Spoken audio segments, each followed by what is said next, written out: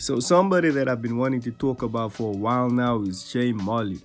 Molley is a very confusing musician with a very up and down career. As an artist, I find his music to be much more nuanced and ambiguous than people give him credit for, but himself as a person seems to get too caught up in the social media antics to a point where it draws attention away from the music. And as a musical artist, when you are being discussed more for what's happening outside of the music than the actual music, that's never a good thing. Nowadays, when Molley's name gets brought up in conversations, the overall consensus is that he has fallen off musically, with him being looked at as a bit of a joke due to his crash outs on Twitter or IG, supposed gang ties, high-profile relationships, or just straight up scamming.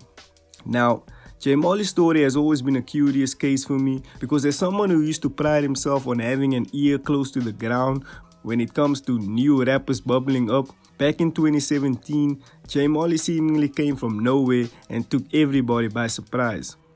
So doing what I do best, I went and dug deeper into his catalog and was quite surprised to find that his discography wasn't that deep.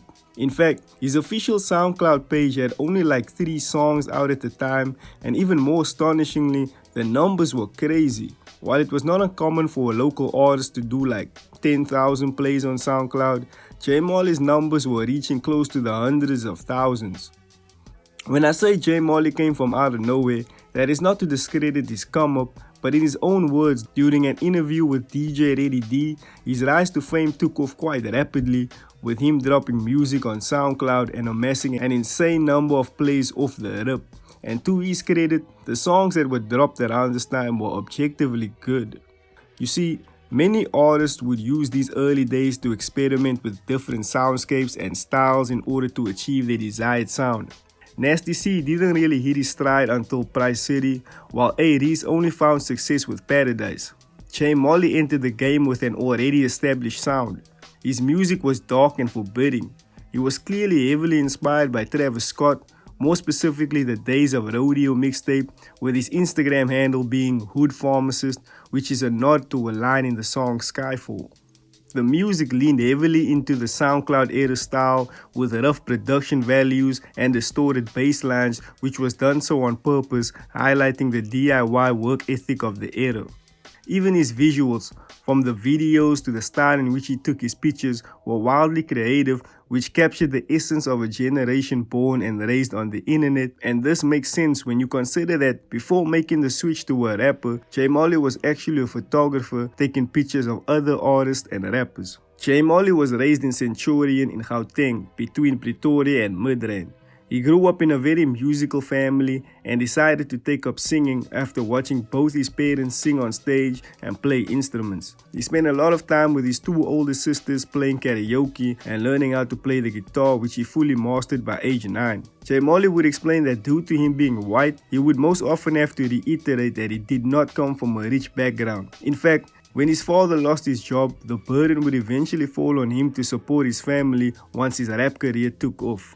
At age 10, his father abandoned his family and his relationship with his father never fully recovered after that, with Molley stating that he has no interest in rekindling a relationship with him. With Molley being a fan of hip-hop music during his early teen years, starting off as a dancer, he eventually formed the rap collective Treehouse with his 3 friends Letabo, Wanda and Danny. He would start out as the crew's official photographer, thus building an audience on his Instagram, and only a month down the line they suggested that he started rapping too. Though initially he didn't like the way his rap voice sounded, he would make the switch to a more melodic singing, which suited his style better considering that he had been singing since he was a young kid. The crew would release the visuals for their song Aerosol, and it is clear that Molley's melodic sound made the song a whole lot more pleasing to listen to. While the verses from the other members were pretty catchy, Molley's fleeting appearance elevated the track by 10. Baby girl, down the bottle, you know this ain't real. How you feel? I left Earth, you ain't in my world. As a side note, I really love the carefree nature of the video, as it really takes me back to a time in my life where I'd hang around with friends and we'd really do the same goofy stuff, making videos, shooting videos, making music, and I love how the video captures the ethos of the mid-2010s. With the audience that Jay built from Instagram following him on his transition into a rapper, it came as no surprise when his first solo single, Laced, did 10,000 plays in the first week, which was a lot back then. There's a track from Travis Scott's Rodeo album, Maria I'm Drunk, which features Justin Bieber, and I can't help but think that this is where J Molley got his source from. Like, if instead of making pop, if Bieber had to make trap music, I'm sure it would sound something like the music J Molley is making, no doubt. She don't like the pills, no. She is high on me, she is high on me. She don't know the pills, no. Oh no, no, no, oh no, I'm mixed up on her and codeine. The spacey, drugged out atmosphere is the perfect playground for Jay's reverb-heavy vocals. His following track, 945, is still probably my favorite J Molley track of all time. The mood of the track is ominous and murky. From the onset, the droning sound of police sirens fills the air before a booming, distorted 808 hits, letting us know that we're not in Kansas anymore.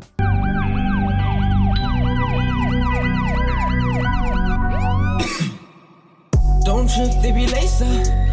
Being gone, but your girl ain't. Couple kids tryna kill us. Sure thing, boy, you talk gang. Dirty Sprite with the flow clean. Wait, I don't fuck with the coding. On the track, J Molley paints a vivid picture of his dark reality dealing with drugs, fame, jealousy, nightlife, and relationships, all while trying to navigate the journey from adolescence into adulthood. His filtered vocals in the background of the song are pretty enchanting, showcasing a clear mastery of his voice, which would later prove to be a very powerful skill in his arsenal. After releasing the visuals for his single Hype, it didn't take long before the industry came calling. DJ Capital approached him on social media and asked him to feature on a song called On Me with Big Star Johnson and Gigi Lamaine.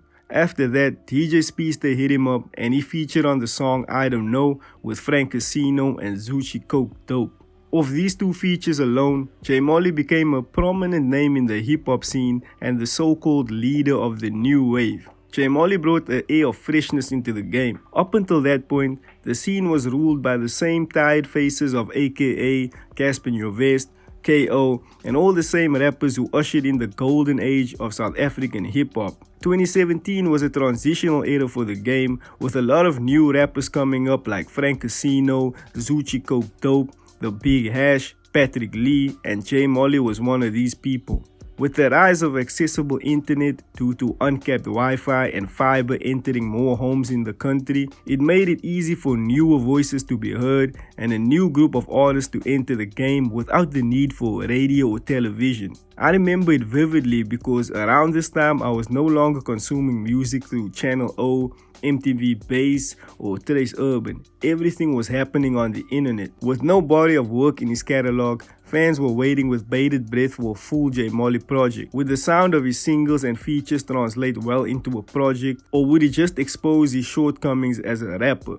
Thankfully, listeners didn't have to wait too long because in September of 2017, J Molley released his first project, Dreams Money Can Buy. The entire EP, with the exception of Never Know, was produced by I Am Not Goofy. Goofy's dark production style incorporates ambient pads, eerie synths, layered vocals, distorted 808s to craft an atmospheric sonic soundscape that allows J Molley to showcase his depth as a rapper and vocalist. The two sparked instant chemistry, and I'm actually quite upset that Goofy didn't go on to produce a bulk of J Molley's later projects, as I feel both of them had good synergy and thought they would form a great rapper-producer duo a la Future and Metro Booming or Drake and 40.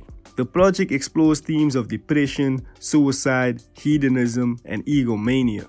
The story of the album is about how money and fame can morally corrupt even the most innocent of individuals, and he often does not exclude himself, with him stating on the outro track that if the devil, and this could metaphorically be record labels, had to offer him 10 mil for his soul, he probably wouldn't turn it down.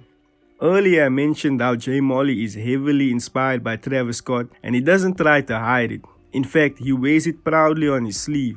On the intro of the album, he borrows the exact same flow from Dinosaurs, an unreleased Travis Scott song, but somehow manages to make it his own.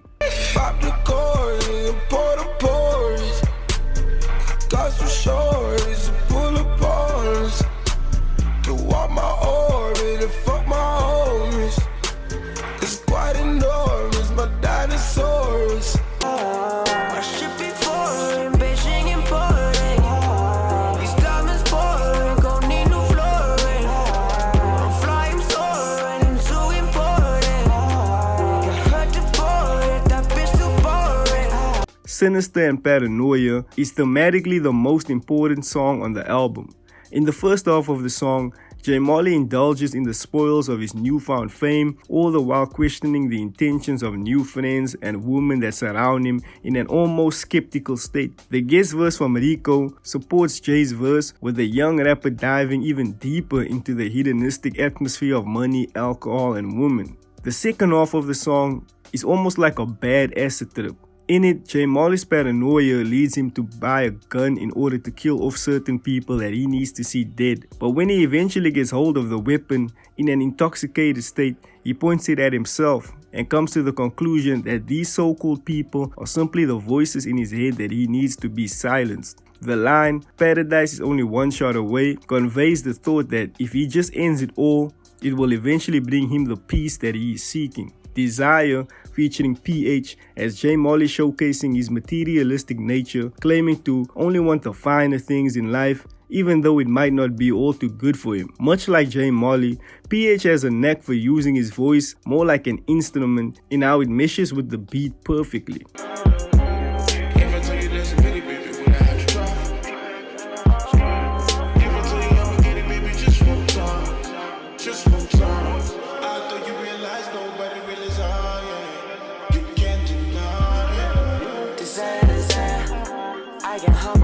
A highlight on the album is the song For You. I'm going on record and stating that this is J. Molley's best song bar none. The song centers around the complexities and misunderstandings that come from being in a romantic relationship and him dealing with childhood trauma and how it affects his present life.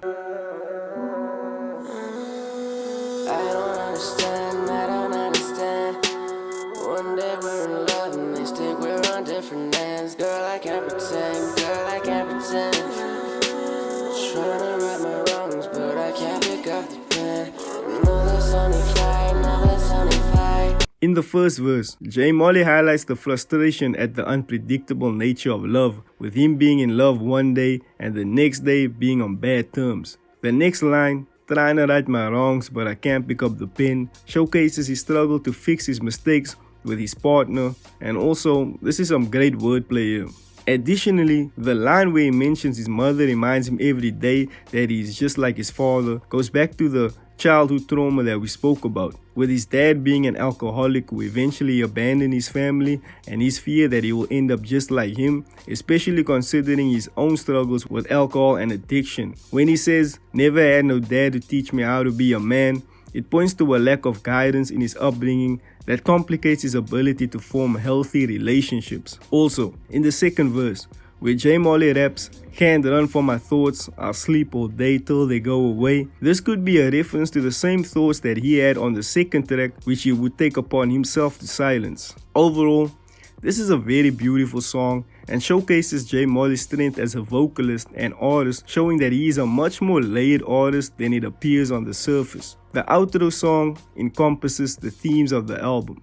It has J. Molley going through deep introspection as he tries to understand his relationship with money and pleasure. The majority of verse 1 is him describing why he needs more money, not just for materialistic needs, but how it makes him feel more of a man, more powerful, and highlights his need to get revenge through success, especially in the lines, "Step on them like I've been stepped on, I need to feel like I'm worth it." He begins questioning whether a life solely focused on money can truly bring fulfillment, reflecting on the idea that if money is the sole driving force behind his actions and decisions, then his journey will be never-ending and devoid of true purpose. In the second half of the track, J. Molley snaps back to reality and comes to the realization that money is just a lie, And whether or not someone has more money than us, that does not make them better than us. Referencing back to the 10 mil that he would have happily sold his soul for. 10 mil or not, we both equal. 10 mil or not, we both people. Overall, J Molley hopes that we find balance between financial aspirations and personal fulfillment, encouraging the listener to seek meaning beyond material wealth. This short 9-song EP is probably the most misunderstood J Molley project. His melodic crooning, trap-style production, and almost mumble-like delivery makes it possible to miss some deep introspection that he goes through on the majority of the album. He even has some slick punchlines and wordplay that he gets off on the album that might fly over your head. He even acknowledges this with the lyric on Suicidal Thoughts, "Got too much sauce, you might miss my bars." 2017 was a breakout year for J Molley, going from a virtually unknown SoundCloud rapper to rubbing shoulders with big hitters in the SA hip-hop scene, jumping on songs with Ricky Rick, Stogie T, Young Swiss, and Youngster CPT. After dropping 2 singles, 7 Bottles and Always Stressed, J Molley dropped another EP called Leader of the Wave. The EP was written and recorded in 1 month and had features from Rico and Patrick Lee. The EP wasn't as conceptual as Dreams Money Can Buy, but had J Molley rap about the same themes of drug addiction, heartbreak, and mental health. The EP would also feature one of his biggest songs, Lightning. Out the blue like lightning. How you think it's feeling on my end? How let's go, oh, you might need a fireplace. Wanna go, oh, let's go home to my place. Out the blue like lightning. The song captures the intensity of feelings that can arise unexpectedly, like a flash of lightning that reflects both the passion and pain love can bring. 2019 was when the first signs of falling off began to show. He only released like 2 singles the entire year, with it being Flower Child and Going Down featuring MT. 2019 also carries some significant weight of its own for SA music. Shout out to the YouTuber OK Swisher, who on his own J Molley follow video highlighted 2019 as the year which saw the commercial rise of the amapiano genre. Suddenly, South Africans were no longer consuming hip-hop as a primary genre, and now the focus went to amapiano artists. You see, South Africa is a genuinely fun-loving country, and we love to dance, which is why genres such as house and kwaito took off the way it did. It has a more authentic feel to it as opposed to trap music, which was mainly imported from the US. So, by the tail end of the last decade, SA hip-hop went back to being a sort of niche genre with only a handful of rappers able to stay relevant, while amapiano took over the streets and the clubs. The rappers that did manage to bubble up were more your raw street rappers such as Tato Soul, Maglera Doughboy, and 25K. Listeners were able to resonate with them because they spoke the language, understood the local culture, and were generally more appealing because by then the whole SoundCloud era kind of fizzled out, and everyone was jaded by the idea of local artists pretending to be American. So after a relatively quiet 2019, J Molley dropped his single I'm Good the following year.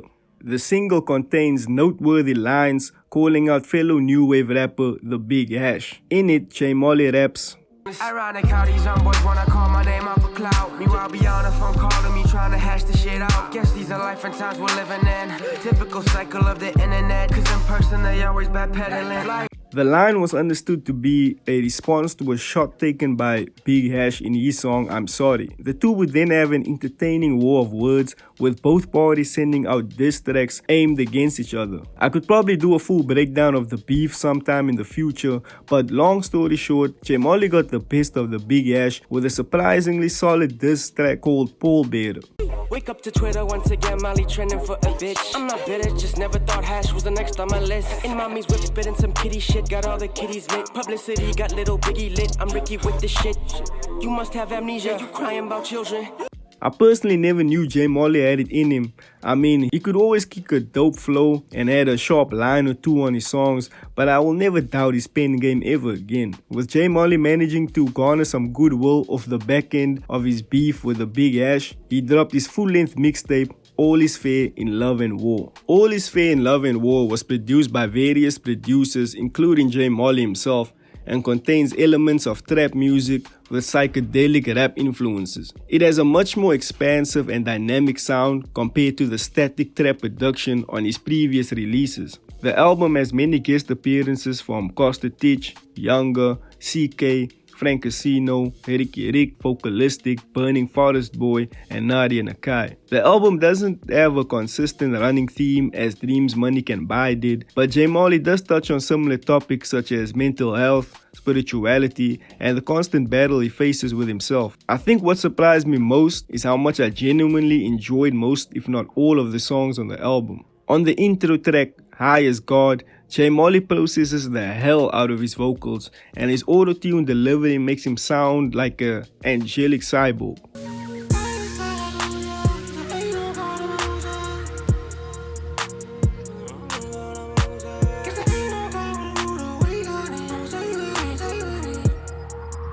With a rich tapestry of atmospheric sound design, Jay delves into themes of self-reflection, questioning his own beliefs and existence.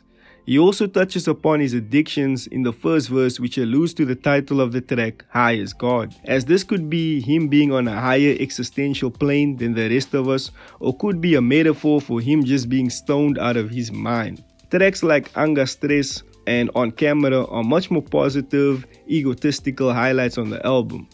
With J Molley showing his penchant for catchy melodies and hooks, this album places a strong emphasis on his vocal performances. My favorite track on the album has to be Another. I can never be with another. Take shawty to the crib when I got up.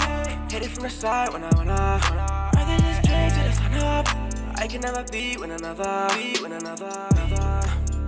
I can never be with another. On the song, J Molley raps about trust and betrayal within a romantic relationship. The song has a great late night trap soul vibe to it with booming 808s that sound godly. So in 2021, J Molley's team announced that he would be taking a break from social media in order to focus on his mental health. And while I agree that personally for him, that was probably the best decision to make, because in an interview with Breakroom Africa, he mentioned that this was the year he attempted to take his own life but failed. I've always felt like that. I've always been suicidal since I was a kid. I guess it's part of my diagnosis. I have borderline personality disorder, and suicidal thoughts are definitely a symptom of that. I didn't tell anyone because the thing about suicide is that you consider doing it so many times before actually going through with it. This time I went through with it. Next thing, I woke up in a hospital 3 days later. And look, as harsh as it sounds for me to say this though, looking back on it, this is where I can pinpoint where the downward trajectory of his career started. While I agree that it is in his best interest to stay off social media, I don't agree with him not dropping music on the regular. It's not uncommon to see rappers like Kendrick Lamar or Travis Scott take extended hiatuses, but this is not something I'd advise just any rapper to do. Both Kendrick and Travis have die-hard fan bases who will still check for them and keep their names relevant even when they decide to go quiet. Let's bring it back locally. Another example I can give is A. Reese. He has a rabid core audience of listeners who keeps his music trending week in, week out. A. Reese is probably one of the few rappers in the local scene that could possibly take a break and come back like he never took his foot off the gas, but he hardly ever does that. He always keeps his fans well fed, dropping at least one project every single year, whether solo or a collaboration. With the rate at which music drops in this day and age, going into hiding is the one thing that you can't afford to do because the game will move on and fans are fickle, they will forget you. For example, in 2021, the music industry was shifting and rappers like Blackie, Lucas Raps and Flo Jones Jr.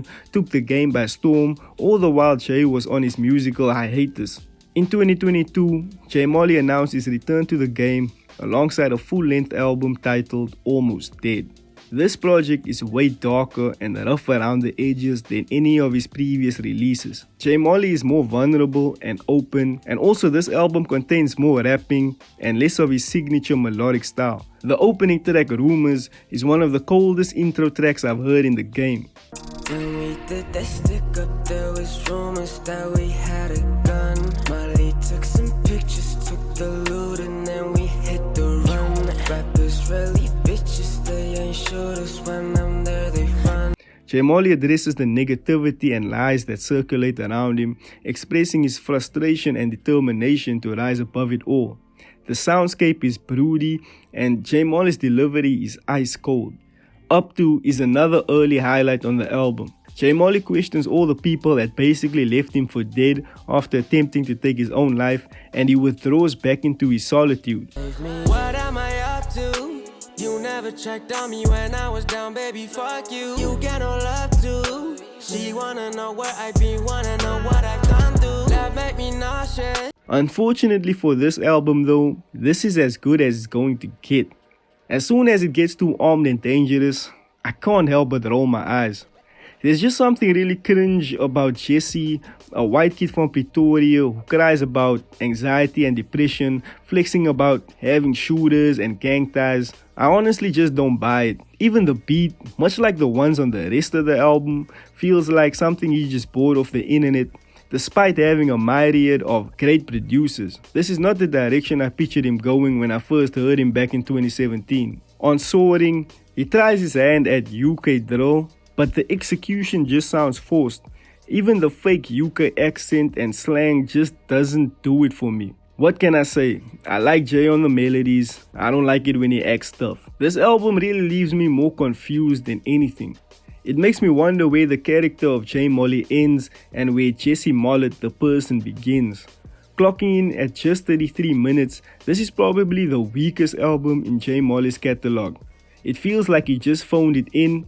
And was this supposed to be an album or a mixtape? I don't really know, because it was not worth waiting a whole 2 years for, especially coming off the back of a great album like All Is Fair in Love and War. Yeah, he's more on the nose about his mental health issues, as if he is playing into a character. I am depressed, I'm not well, woe is me. Then he goes out and robs niggas with a shank. And it seems as of late, J. Molley has leaned into this gangster persona of his, posting on his IG with questionable hand signs like these. Now look, I'm from Cape Town, bro, and all of us out there knows exactly what those hand signs are affiliated to. Now, I could give him the benefit of the doubt, as it's just a cool pose. But in his own words, he goes on to say that he is connected to the Arabian Mafia, as he is heard going off on a small-time producer who wanted to overcharge him for a beat. Up, and one day, not today, not tomorrow, not next week, not this month, one day I'm gonna find you. I swear to God, bro, I'm connected with the Arabian Mafia. Anywhere in the fucking world, I can get you. So just remember that. It's over. I'm not gonna pay you for your beats. You're not getting your money from me. J. Molley has even been accused of scamming people through selling quantities of lean to American buyers, but after payment is made, he goes MIA.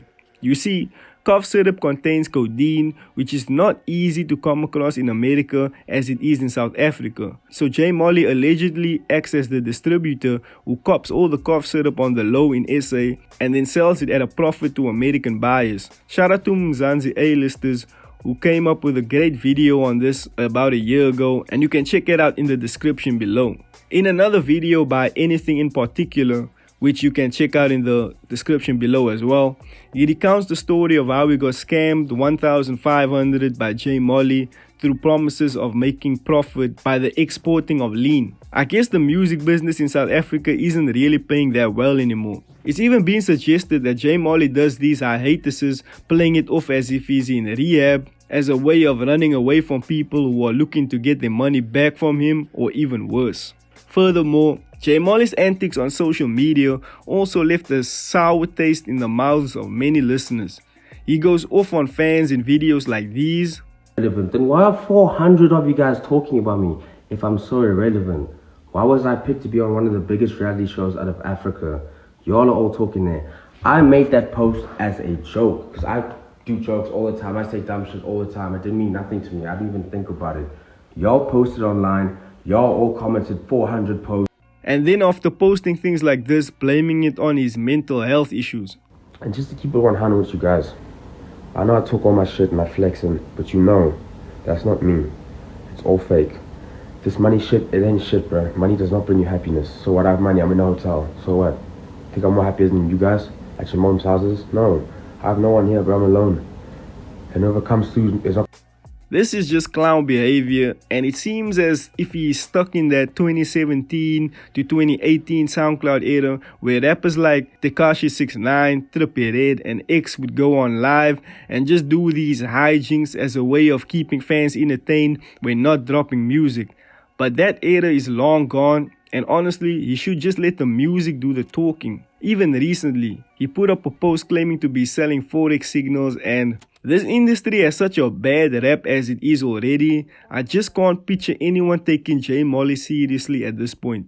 However, the final straw for many came earlier this year when he went on IG Live and posted a video of him overdosing in an attempt to take his own life. Where previously he would have gotten many sympathizers, especially being so vocal on his battle with depression, it seemed that his behavior was beginning to annoy people, with Mac G going on to say, But see, that's different. If he goes on a live and he says, hey guys, I'm going through a lot, I need help.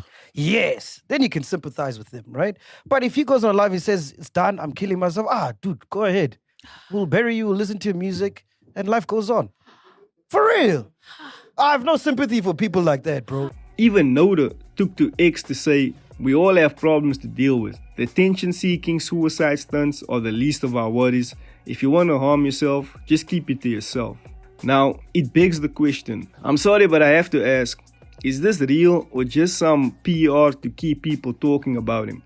Because if he is willing to scam his own fans for money, what wouldn't he do to be able to keep his name relevant? Because certainly the music isn't doing it anymore. Another situation that had me looking at J Molley sideways was his fallout with fellow rapper MT. In a video posted after a studio session between the two, J Molley went off on MT, accusing him of not being professional or productive during the studio session and claiming the rapper is addicted to lean. This would spark a back and forth between the two, and honestly, I was left feeling really disappointed in J Molley. You would think that someone who battled his own addictions with drugs and who supposedly has been in and out of rehab, he wouldn't just go on and put MT on blast on social media like this. If he was really a stand-up guy as he claimed, he would have instead helped MT and gave guidance on how to clean up his act. But it seems as if Jay couldn't help himself, as he probably saw this as another opportunity to get people talking. Well, here we are now. And I wonder if by the end, if J Molley even has a fan base left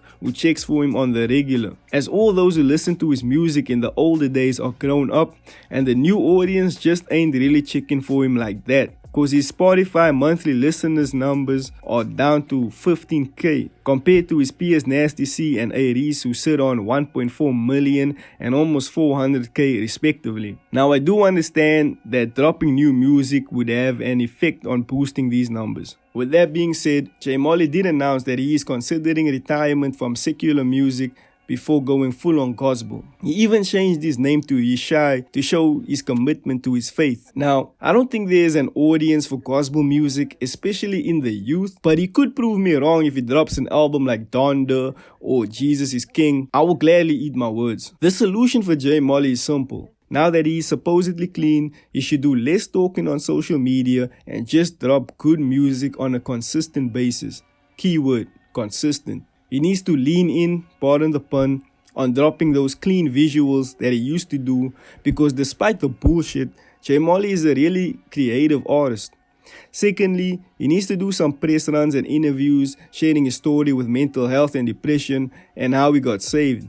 He needs to get back in front of people's faces and get his name back into these hip-hop conversations, and maybe one day we can talk about the comeback of J Molley. So yeah, that's it for today. If you like the video, please do like and subscribe. I don't usually like asking people that, but it really does help in keeping the motivation going. And if you have any comments, feel free to drop them below and then we can have that positive discussion, So until next time, this is the Trap House, checking out.